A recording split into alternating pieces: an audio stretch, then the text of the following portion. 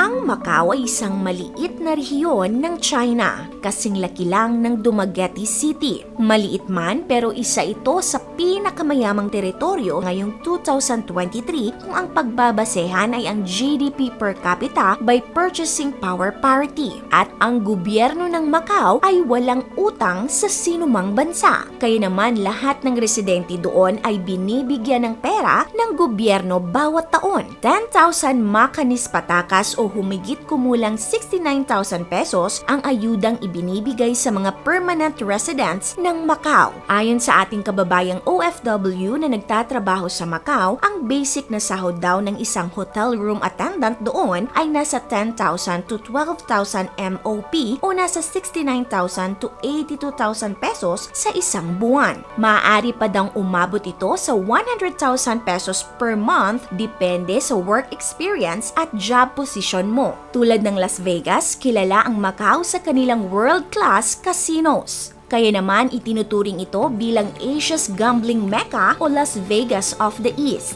Naging pundasyon ng ekonomiya ng Macau ang pagsusugal. Ang Macau lamang ang natatanging lugar sa China kung saan ang pagsusugal ay legal. 80% ng tax revenue ng Macau ay nagmumula sa pagsusugal. Marami dito ay kabilang sa mga pinakamalalaking casino sa mundo.